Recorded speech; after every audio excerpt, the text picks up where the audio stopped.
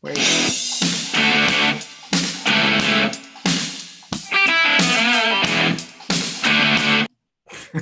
Yeah. Got that squeaking going. Yeah. Keep it down over there. Keep it down over there.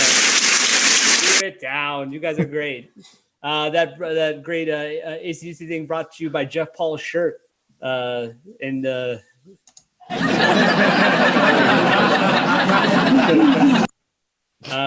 yeah, I actually saw them right before they all they started all dying. Like I saw Brian Johnson's last. I flew to Detroit to see them, which is how much I really love that that band. I guess I went to Detroit.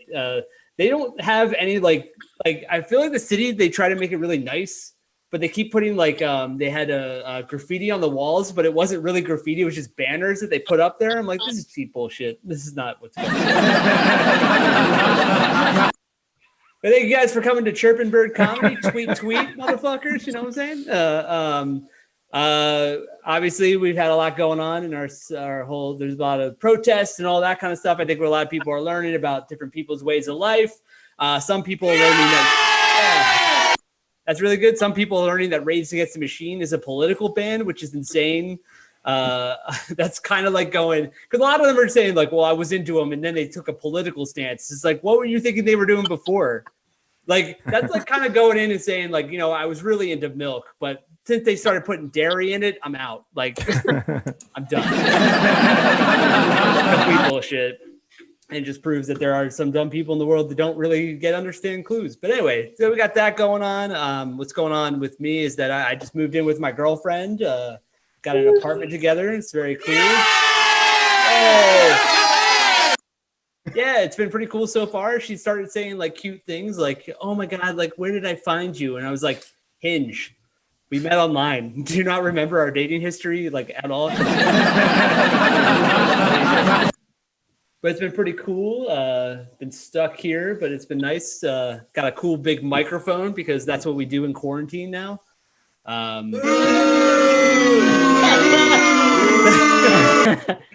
can't even do well in a virtual crowd that I control. It's not good whatsoever. I will say that I've been getting random ads for the newest version of Hooked on Phonics, which is really weird. Like, I didn't know they could tell that I still can't read. I guess they were like, got it before, here's the new and improved version. It was really funny because remember back in the day, you actually had to call a number. You had to call 1-800-ABCDEFG. And I always thought that was really mean because if you don't know how to read, you probably don't know the alphabet too well. And it would probably be really hard, especially me because I have dyslexia. Like when I do the alphabet song, a lot of people, you know, they go A, B, C, D. My alphabet is A, G, P, 4, H, whatever. I can't remember. It's horrible. But yeah, it's been going great. Really good things going on. Well, we have a great line of comedians coming up for you today. We got there we go. When you hear that bell, that means you guys have a minute left. So just finish up that. Respect the bell or the light or whatever's going on. But today we have a great line of comics. Our first up is comics you see all around the city when the city's open. He's also in the Martin Scorsese The Irishman. Give it up for Jeff Paul, everybody. Jeff Paul. Hey.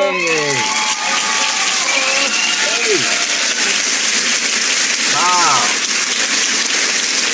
Okay. The crowd's out of control. Thank you.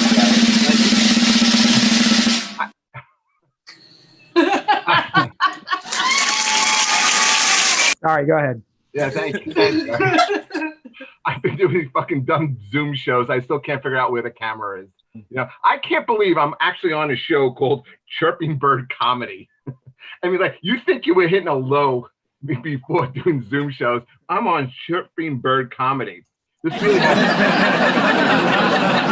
with a laugh track and it has all the excitement of a open mic over at the cave. But that's where we're drawing the line. Good. I miss everybody. I miss you guys. I miss stand-up. I miss the days of when washing my hands didn't take me 3 hours. That's what I really miss. You know, It's his fucking thing. Yeah, it is his laugh track. Stop. No, it's not too annoying. It's amazing to me, like how many people really had to be taught like to wash their hands. I was watching a CNN, early on in the pandemic. I was watching a doctor on CNN giving advice on how to wash hands. Like that is where we are now in society. We're learning how to wash our hands, and I don't know. You all heard this. It's like the thing was to sing a song. And the song, like this doctor recommended, she said, either sing the Happy Birthday song or Mambo No. 5. Which is completely, what a random thing to do. Like, why not Omo Como Va or something, right? Like, who, and also in 2020, right? Who knows all the words to Mambo No. 5? I thought that was really fucking weird. It's so easy. I don't know about you guys. I mean, we've texted a bunch of us, but you don't really like. It's kind of like very periphery, but I don't know. I mean, especially early on in April. I mean, did anyone kind of feel like a little bit like down, depressed? Yeah. I did. I was feeling kind of depressed. What's that? Today too. Today, yeah. Right now. All you got to do is turn on the TV and radio, and you're going to be depressed. But it's been depressing. But early on, it was very depressing, and I really didn't want to do anything. I just felt myself being like lazy. I wasn't washing my dishes. I was drinking soda out of a measuring cup, is what I was doing, and somehow I was justifying that. Didn't feel like going out. Running out of toilet paper, using coffee filters to wipe my ass. It was. That's a weird visual, right, Gus? You didn't need that. This is how I knew I hit my low. I finally went out. I had to go to the store. Finally, had to pick up some groceries and stuff. And I go out and I'm wearing sweatpants, a button-down shirt. Sandals and socks. I mean, even the homeless guy on the corner knew not to ask me for money. Okay. But it is finally getting nice out, and I think when the weather changes, your perspective changes, and I'm feeling good. I'm getting a little exercise. Gyms are closed, so I'm doing more bike riding than I ever have. And as I'm riding my bike, and more and more people out, I'm feeling more self-conscious as I'm doing it, because I think that people are judging me. I think they're trying to figure me out. I think they're looking at me and they're trying to decide, is this guy actually trying to get some exercise, or is he working on his third DWI? I haven't been able to get, I haven't been able to get a haircut since this thing started. So this is 3 months worth of growth. I don't know, man. I wish, when I look at myself now, I wish I had blonde hair, because with the long hair, at least I can have the kind of like a Thor thing going on. Now with like the thinning salt and pepper hair, and I kind of feel like I have the look of a gas station attendant who's working the midnight to 6 shift. Okay. If there are people watching this, feel free to cough and sneeze on me when you see me after that. Oh, stop it. We could do better than that. We will. During this pandemic, my dad turned 83 years old. During this thing, he got on, he got on Facebook for the first time. Kind of weird. He really does, I don't think he gets the concept of Facebook. In fact, he calls me the other day. He's like 6:30 in the morning. He's like, "Hey, what are you doing?" I go, nothing. Dad. It's 6:30 in the morning. He goes, "Are you on Facebook?" I go, "No, I'm not on Facebook." He goes, "Get on Facebook. I sent you a Facebook." So I got on Facebook. You know what he writes? Call me. That's what he writes. All right, guys. I could do more of this shit if you like. I have so many other things. You know what I think the world needs? I think we need more comedians. I think we need more B-list celebrities getting together, singing Imagine. I think that is what really will bring the country together. Thoughts? Just me? I don't know. The light. Get out of here. No, I want to do more. This is good. I'm glad. You know, it feels like we're returning to somewhat normalcy. But guys, thank you so much for having me. It was my pleasure, and I hope to see you guys in a real club real soon. Take care, everybody. Yeah, Jeff Paul, everybody. Yeah. Jeff Paul. Come on, let's ride to the liquor store around the corner. The boys say they want some gin and juice, but I really don't wanna. That was from his joke. It was from a joke. I was gonna say, if you sing Mambo number 5 when you're washing your hands, you won't get COVID, but you will get a lot of STDs. Just from all of the ladies. Yeah, thank you so much, Jeff Paul, for being here. Thank you so much. Catching everywhere. Yeah, Netflix. Just keep this going. Our next comic, you see him all over his league. He has a half-hour special on YouTube right now, which is great. Give it up for Gus Constanellis, everybody. Gus Constanellis! Hey! Oh my God, what's up? How are you doing? Oh my God, I'm in my loungewear. I feel so comfy. This is so era. I have the eras of the Uniqlo eras on. I feel great. Jeff, I don't see you let your hair go long. I didn't. The first thing I did before the quarantine was get a haircut. That's how gay I am. I've gotten 2 haircuts since the quarantine started, and we're doing another one tomorrow. We're like on the books, ready to go, me and my boyfriend. Literally the last thing I did was get a haircut, which was so dumb.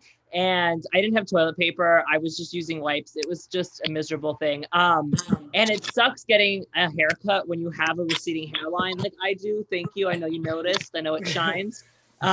Because with glasses, I have no idea what these people are ever doing to my head. I just completely blind the entire time. And then at the very end of the haircut, I have to be like, da, da, da, da.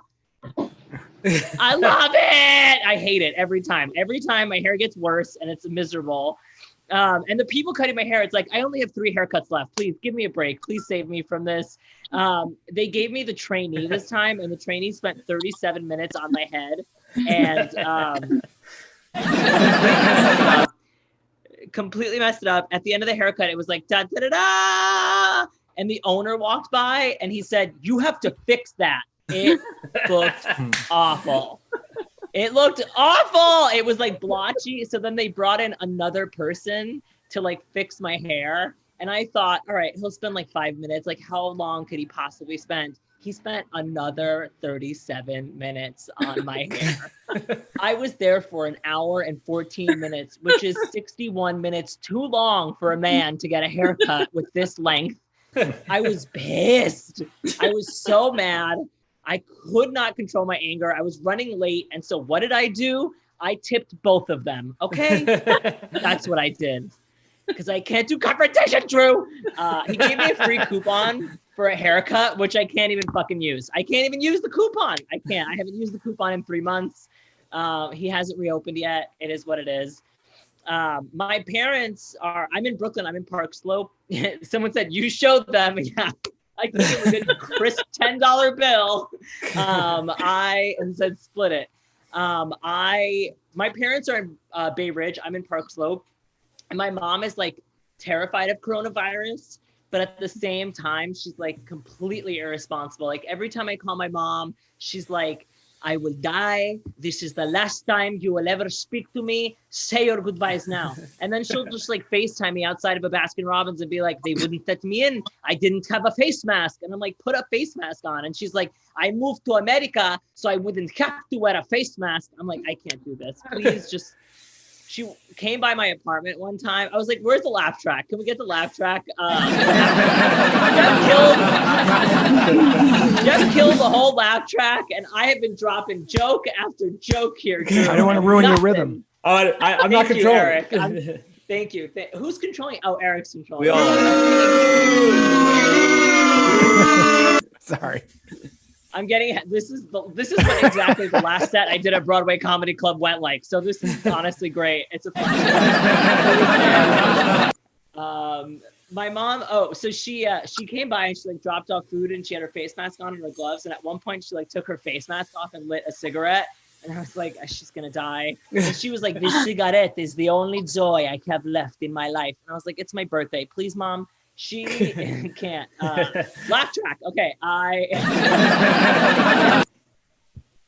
love it. I feel like I'm on the Big Bang Theory. People are laughing. I'm not dropping any jokes. It's great.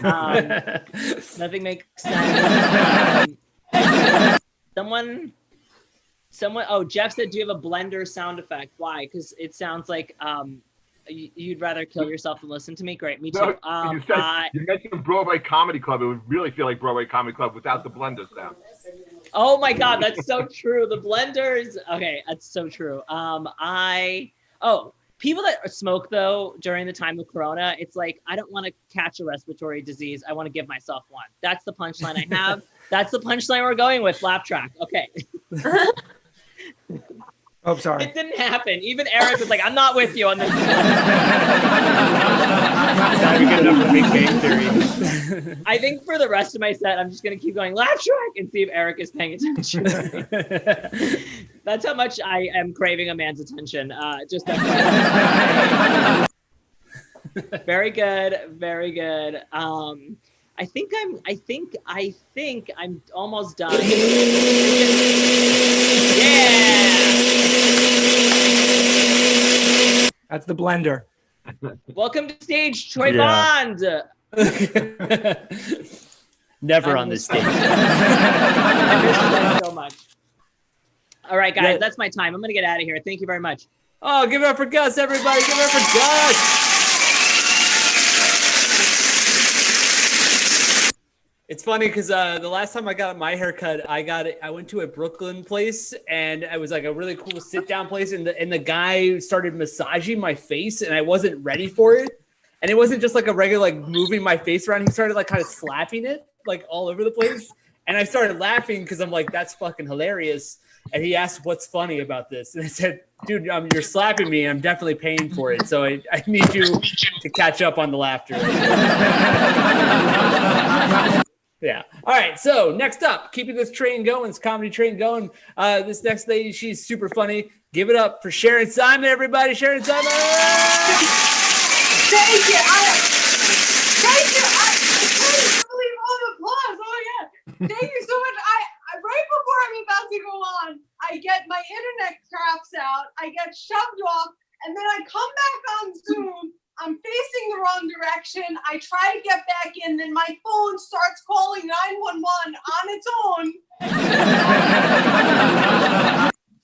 And my tripod broke. I want to show you where I am. I don't want you looking at the virtual background. I want to just show my real background so you could just see where I am. This is it. This is the big reveal. This is where I'm performing all the time.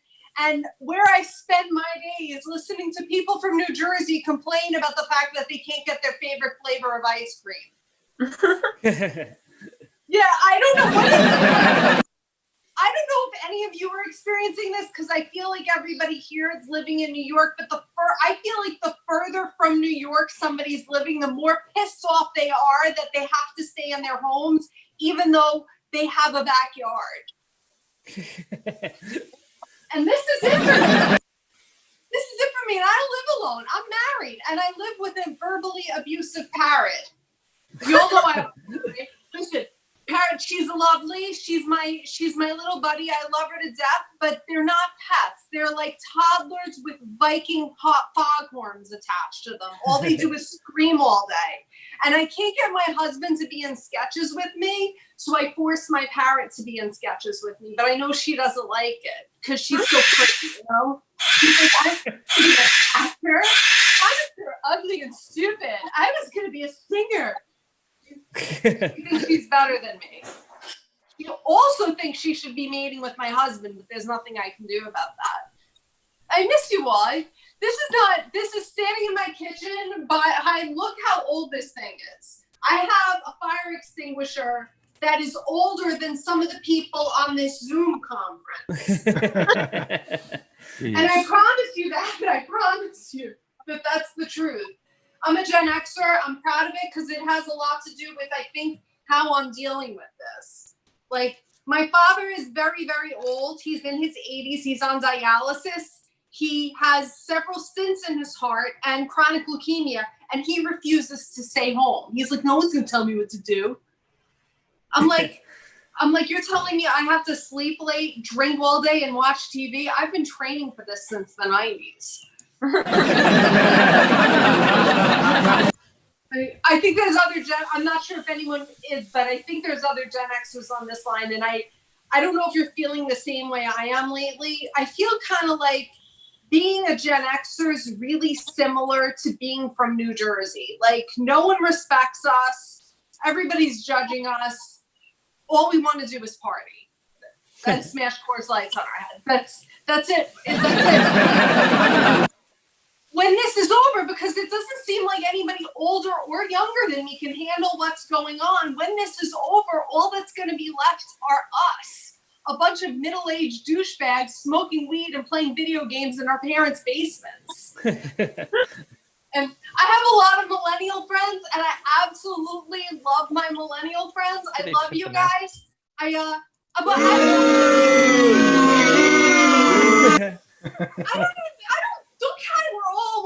We're all one person. Even the cockroaches that come into my apartment that I kiss goodbye and safely shove out the window, we're all one thing. We're all just one thing on this planet. So I don't like when people my age pick on millennial people. I don't. But I wish your generation would have at least left the solar system alone. The solar system I grew up in doesn't even exist anymore. What's the problem with Pluto? So there's this douchebag millennial who nobody would fuck in high school, who spent his entire career trying to prove that Pluto wasn't a planet. So let me explain something to you. There are some years where Pluto is actually closer to the sun than Neptune. I relate to this. It's like, my sister's a doctor, but once in a while I'll make $50 off a YouTube video and nobody cares.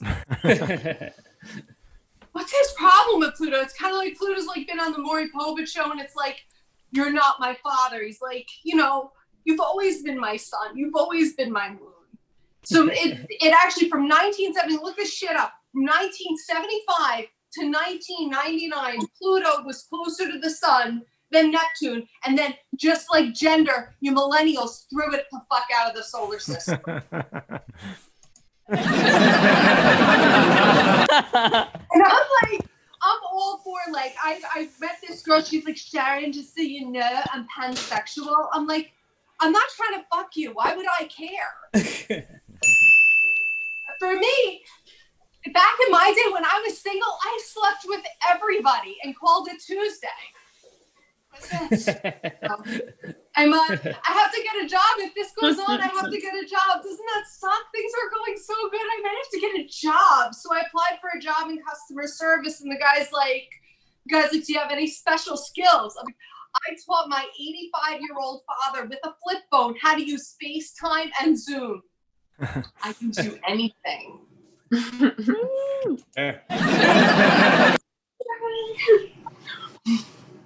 Oh, they can give us a Sharon Simon. For Sharon Simon, everybody. Yeah, it was one of those weird planets. That's out a parrot, by the way. That's a parrot. That's a parent. That's a parrot. All right, guys, we're gonna keep this going. Next guy up, you can see, you can catch him on his new album, New York Funny. Give it up for Tom McCaffrey, everybody. Tom McCaffrey. Yeah. Hey, everyone. You guys can catch me on my new album if you want to catch me. It's good to be here. This is AA, right? Yes. I feel like this is like this is like a CA meeting. Like, hi, my name's Tom McCaffrey. I've been doing comedy 19 years. Hi, Tom. Yeah, what else? So, nothing else. So, what's been going on in the news? Anything? It's been kind of a slow news cycle. I hate a lot of people. I hate most people. I actually just got back from a No Lives Matter rally.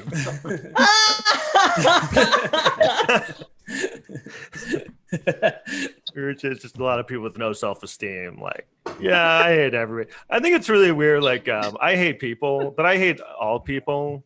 It actually seems it seems hard to me to be racist. You know, like, how are you able to focus your hatred just on one group of people? Like, that seems harder than just like, I hate everyone equally. You know what I mean? I don't discriminate against anyone.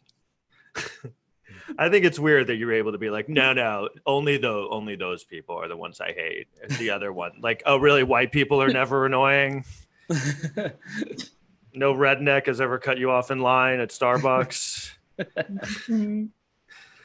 Yeah. Things are pretty bad. Wow. So okay, I guess that one's done. Good crowd.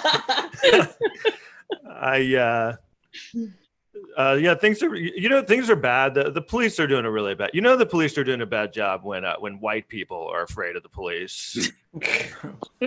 That's how bad it's gotten. The white people are like, oh shit, the cops. Yeah. Trump, yeah, he's doing a good job. Yeah, thanks. Yeah, no, I don't like him. He's not a good president. He doesn't want to be president. That's the thing people don't seem to know is he doesn't want the job, right? Like his presidency reminds me of that Seinfeld where George is trying to get fired from his job. From the Yankees, he's trying to get out of his job at the Yankees, but like nothing will get him fired. That's how it is with Trump. Like he's like, all right, I guess I'll collude with Russia on TV. That should do it, right? No, I'm still the president. All right, I'll lock your kids in cages. No. Okay, well the world's on fire. How about that? No. I love how like he's so horrible, but like no matter what, he still has an approval rating that's pretty high. Because like I keep reading these articles and people are like, yeah, well, his approval rating is 38%. Oh, really? Oh, he's destroyed the entire world. He literally unleashed the army on American citizens, and his literally he lost like 100 people with that. Like I just like what is it going to take for certain people to turn? Like does he need to like bomb? Like he could bomb like a building full of babies, and there'd be some people be like, all right, I guess he kind of lost me on this one, and his approval rating would be down to like 37 and a half. The scariest part is he's like. Good timing on that one. I feel like this whole thing is just making jokes about the sound effects. It's pretty fair. Yeah, what else? I saw an ad the other day for this thing to get rid of genital warts, and this is what the ad said. It said, do you have unwanted genital warts? Shouldn't that just say, do you have genital warts? Are there people that want to hang on to some genital warts? They go into the doctor and like, yeah, I want to get rid of these No, I want to keep those three right there. I just get rid of the unwanted genital warts. I need these three. I'm a porn actor in a very specific genre of porn. Genital wart porn. I've been watching a lot of TV. I saw this interview with some idiot actor. I love when you see actors talking about their job and how it's a hard job. Like people don't understand how hard it is. Yep. That's not true. Acting's not a hard job. I've seen babies acting, right? Like I've seen a lot of movies and TV shows where there's a baby in the movie or TV show. Your job isn't, if a baby can do your job, that's not a hard job, right? That wouldn't work with other jobs, right? Like if you were like a surgeon, like, oh, did you get the surgeon job? No. They gave it to a baby. Yeah, apparently his parents know Steven Spielberg, so they thought he'd be a better doctor than me. Yeah, that was good. What else do I want to do? I was. Am I getting the light or no? Not yet. Oh, damn it! Did I already do the No Lives Matter thing? Yeah, I did that. Okay. Yeah, you did. Is that the light? That's the light. All right, I'm gonna do one more, and then I have to watch one more person and then sneak off. Isn't that basically what comedy is? Comedy is basically like if you do well, you watch one more person and then leave, or if you do badly, you watch everyone after you to make sure they did worse. You ever done that? You like bomb and you're like, let me see how this guy does. All right, thank God it's not me. All right, thank you very much. That's it. Good night. Yeah, give it for Tom McCaffrey. Give it up for him. Yeah. That was Tom doing his best 90s snowboarder impression. With his glasses. Yeah. All right. That deserved that. Anyway, okay, keep this comedy thing going. We got another comic to see with Sirius XM Radio. Give for Eric Bronstein, everybody. No, I can't. I'm not yet. Never mind. I gotta finish. Don't give it up for Eric. Fuck Eric. As said, we got a really funny lady. She has a cohabitation podcast, and she has another one, but I can't remember. She'll remind me because I'm a really good host. Give it up for Sydney Morris, everyone. Sydney Morris.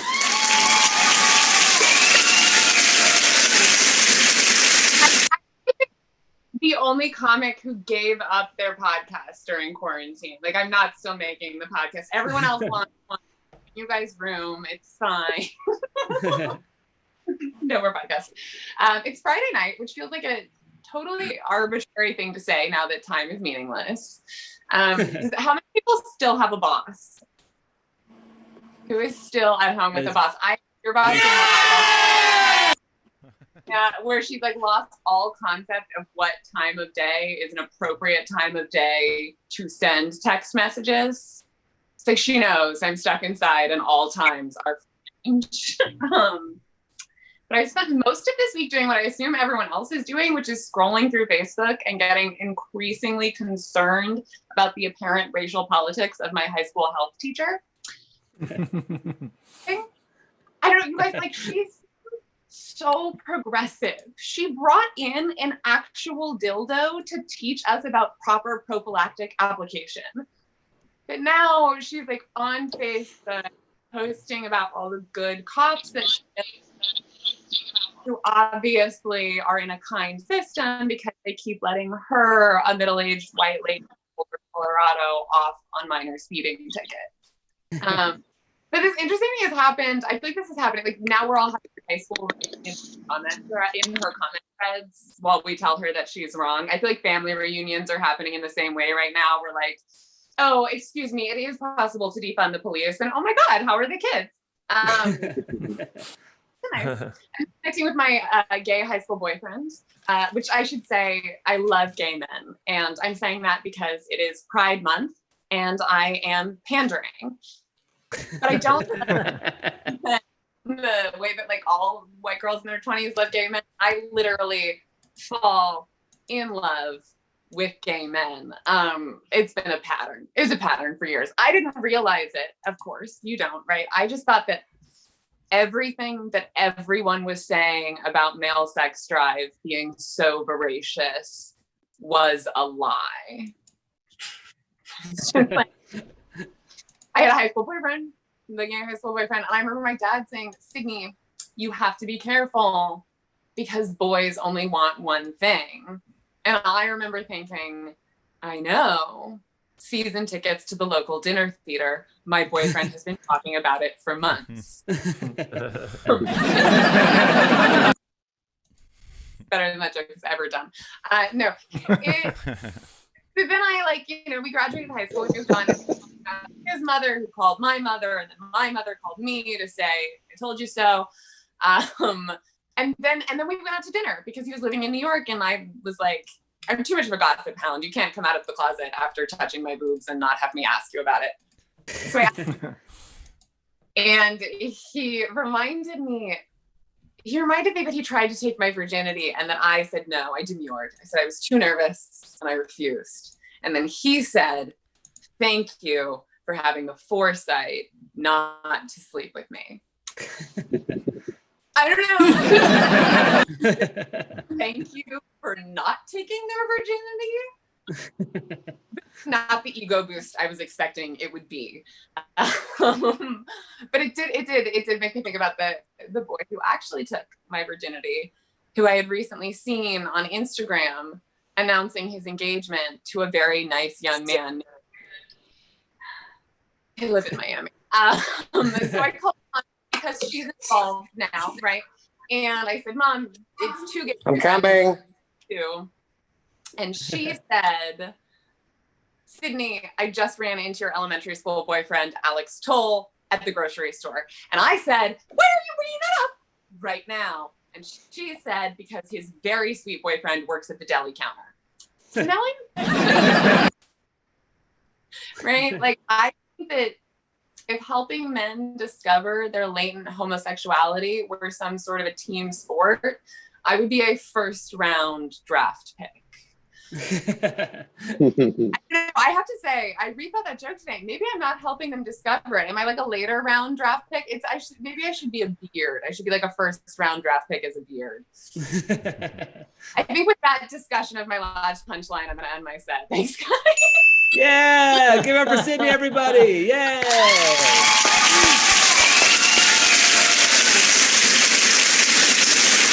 Yes. All right, we're keeping this comedy train rolling. Our next comic, you can see him on his podcast, Last Exit to Brooklyn. You can also see that with Tom McCaffrey and Eric Bronstein. The next comic coming up is Alex Panchera. Everybody, I always fuck it up. Go ahead. Panchera. Oh, man. Wow, they're really going crazy. This is I love the lack of confidence on that intro, Drew. That was very nice. I know it. That's what I do. Very on brand. That's what I guarantee here. It's almost like we're back at Black Cat. Yeah. This is my first Zoom comedy show. First time doing the Zoom comedy thing. And it doesn't feel like a good step. It doesn't feel like a good thing at all that we're doing. I feel bad about it is what I'm trying to say. But honestly, obviously the world's been pretty wild. During this time, I've been working from home, which I'm sure a lot of people are as well, which is pretty great, to be honest. I definitely enjoy being able to masturbate while I do my spreadsheets and, think about my boss, and it's not weird anymore. But there's a few things that we do at work still that doesn't make any sense. Like why can't we let go of the team building icebreaker exercise while we're all stuck in home? Like we're not even meeting each other anymore, guys. There's no reason for me to find out about your dog. I don't care. I've been watching a lot of news. It feels like politicians are playing a big joke on us. When Trump pulled the Bible stunt that literally nobody believed was sincere, even his own supporters. And instead of calling him out on his bullshit, Nancy Pelosi's like, "Wait, I have a Bible too here." And I mean, like, how are we supposed to believe that they're not working together? I don't know. It just feels like to me that Pelosi was texting Trump right before she pulled her Bible out and was like, "Oh, good one, but watch this bullshit now." LOL. Yeah. She's the devil. Yeah. I think it's great. Officer Chauvin is on suicide watch. I don't know if Right. So he should be dead any day now, which is good. Good thing. I've been getting annoyed at white girls. I mean, that's pretty much always, but particularly white girls now. I've been white girls online are like, "Oh my God, check your privilege, please," and then they're like posting a black square from their daddy's white yacht, and it's like, guys, it isn't that hard, you know. Do your check your privilege. It's something. That didn't deserve that, but that's fine.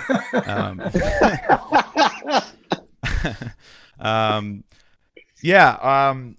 Hulk Hogan was speaking out about the coronavirus. I thought that was interesting. The Hulkster said that he doesn't think we need a vaccine. He thinks we need Jesus, which is I don't have a joke yet. That's just I thought you guys wanted to check in with the Hulkster, so he did say that. So I found that interesting. Yeah. So this is my first Zoom comedy show, and you know, it went about as poorly as I thought. But, but you guys are pretty great people. So Hey brother. Wow. All right. That quick, Eric. That was very. You see, this is all for our podcast. We're very quick on our feet. Yeah, so that's about it for me. Thanks, Drew. Yeah, give a round of fresh air, everybody.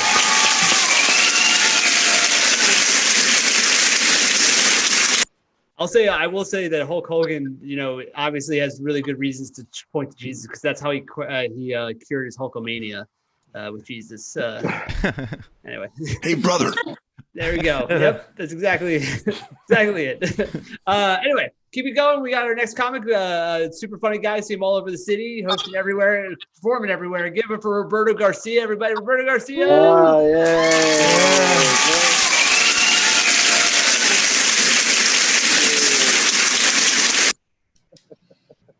This is actually my first. This is not my first Zoom meeting. This is my first Zoom comedy show, and by the looks of it, my last one. But have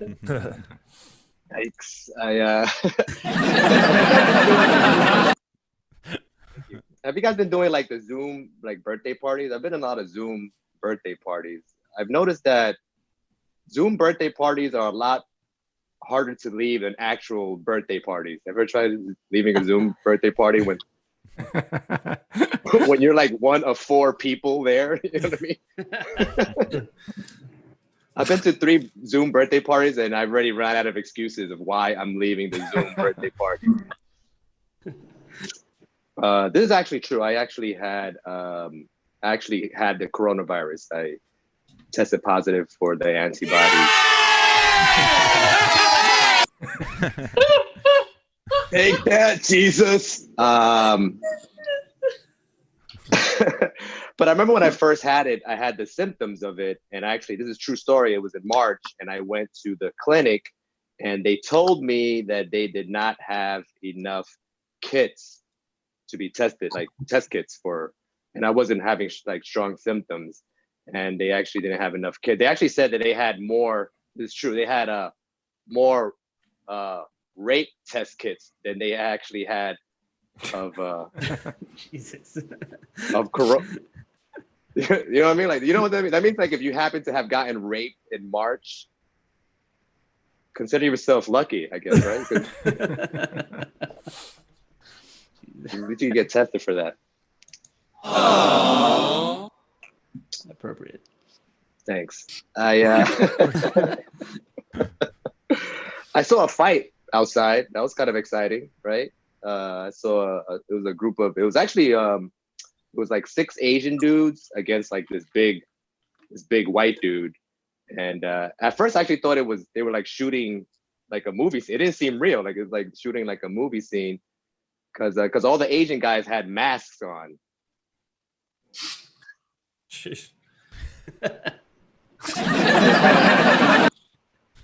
Through me, and they were actually fighting him like they would, and they were going at him like one at a time. They were and they were losing, obviously, right? Like as they do in the movies. And I guess they don't, you know, there's 6 of you guys, you should be able to swarm, right? Don't they watch like National Geographic? This is what they do when you have a pack of people or animals, you just swarm And you know what I'm saying? Like even if it's like a giraffe, right? It's never just like one lion attacking. And you know that lion could probably take care of the giraffe, but then they have other lions there that could actually help the lion and almost help me with this joke as well. I think that's what I need more than anything else.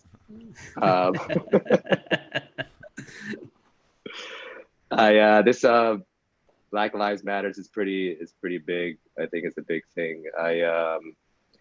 This is actually true. I was on the 4 train and I saw a poster, and on the poster it had a list of the Black people who were actually killed by police. And it was like touching. It had like all the names there, and then on the bottom, whoever made the poster, they wrote something, and they wrote, "They cannot keep taking our Black youth. We should fight back." And then I'm reading, and it's in my mind, I'm like, oh, this sounds like the work of a concerned, like a Black citizen, But then the last thing they wrote on the poster was, if they're going to be taking our lives, we might as well get even Steven with them. And then I was like, wait a minute. This might not be a Black guy after all. You know what I mean? Like, because I grew up in the Bronx. I have a bunch of friends that, Black friends, and I've never heard one of them ever use the phrase even Steven. That's something like a 9-year-old white kid would say after he stole somebody's lunch. You know what I mean? Like, now we're even Steven. But that would be kind of funny, wouldn't it? Could you imagine if it's just like, yo, Roberto, check it out, man. I got beef with some dudes on the other block, but don't worry about it. Don't worry about it. You know why? Because tonight, we're going to get even Steven with them. Like, you count me out of that one. You count me out. Yeah, I think that's all I got. Oh, perfect timing. Woo! Yeah. Thank you, guys. Roberto Garcia. Give it up for us. Yeah. Yes. Even Steven is a thing that I said all the time. So you were right on thinking it was a white person thing. It was also a show I watched on Disney.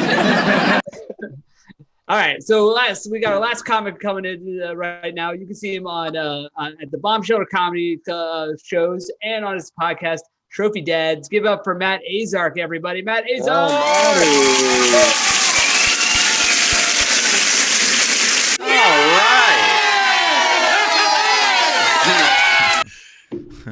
That's absurd. Cool. You're absurd. Yeah, I know. Thank you. This is the first time I've ever done this. Sorry I'm late. I just got done setting my car on fire. I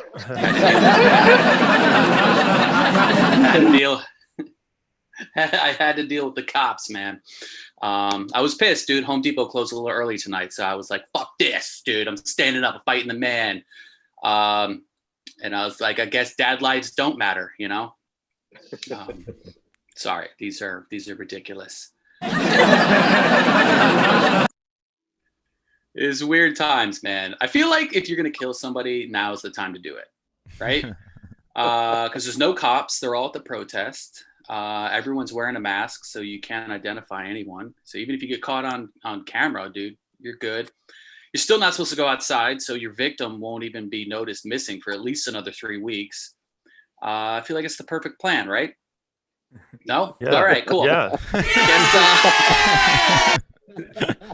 This is what happens when you lock a man inside of an apartment for 3 months with a fucking 4-year-old and his wife, all right?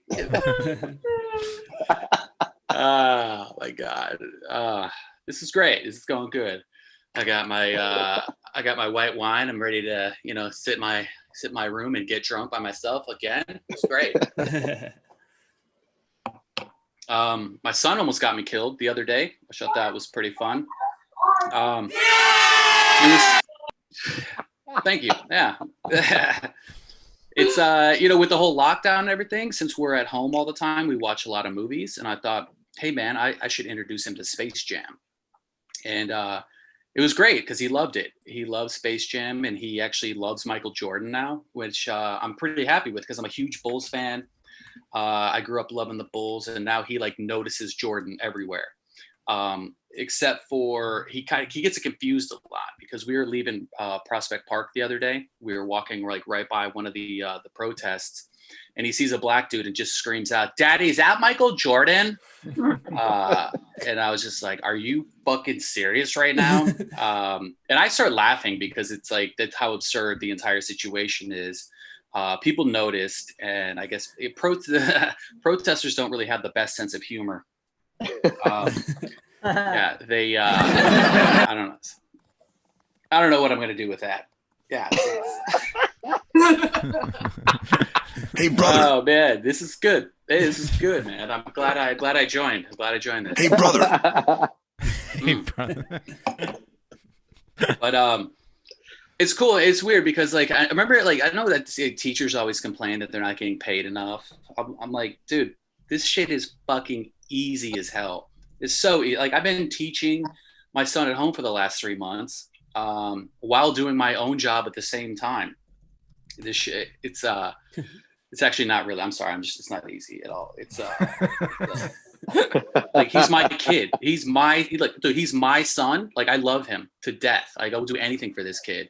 But like after 1 hour of him not paying attention to what we're trying to do, like I swear I want to punt him straight through the fucking window. I don't know how teachers do it with like 30 of these kids in a class. Jesus Christ. I basically just turned into the coolest substitute teacher of all time because all we do is it's just movie day all day every day. You know what I mean? I just do that so I can just drink and smoke weed in the bathroom all day. Yeah, man, I'm not getting any work done. I'm not getting any work done at home. It's crazy. But it's funny because like all like my organization, like my job is saying like, hey, like we understand how hard it is. Like make sure to take time. We don't want to get burned out. I'm like, dude, I take every day off. What the fuck? I do so little work. It's unbelievable. I don't know how I'm still getting by. It's yeah. So anyway, it's crushed it right there, you know? Yeah. Oh, yeah. That's your life. You got one more joke. You got one more? One more for you. That was the light. That's kind of like the light. Oh, You came in late. All right. Well, I don't have any more, but I'll tell you this one last thing. My son, he's starting to get like boners, which is kind of funny. It's like, it's not. Yeah. Thanks. It's not like a sexual thing yet because he's only 4. But it's but it's funny when he notices he's getting boners. He just starts going, Daddy, look how big my penis is. And it's it's funny and it's cute, but except for the last time he did that, I was carrying him on my shoulders and he just starts screaming, Daddy, my penis is getting really big. I was like, I mean, he's gonna have a neck fetish. I don't know what his deal is. Anyway. You know what? I don't like that. That's crazy. I feel like you guys are just making fun of me right now, right? So did I get booked on the Tonight Show or what's the deal? Did I pass? Well, give it up for Matt Azark, everybody. And no. Son of a bitch. I will say that the laugh tracks sometimes come across as sarcastic. Yeah, it does. It's almost like, hey, I do the great best I can. I'm sorry. I like that. No, it's all good. It's like, hey, great joke, dickhead. All right, well, guys, thank you so much for hanging around with Chirping Bird Comedy. We do this every week, so come and check us out next week. Have a good week and stay safe out there. All right, bye. Later.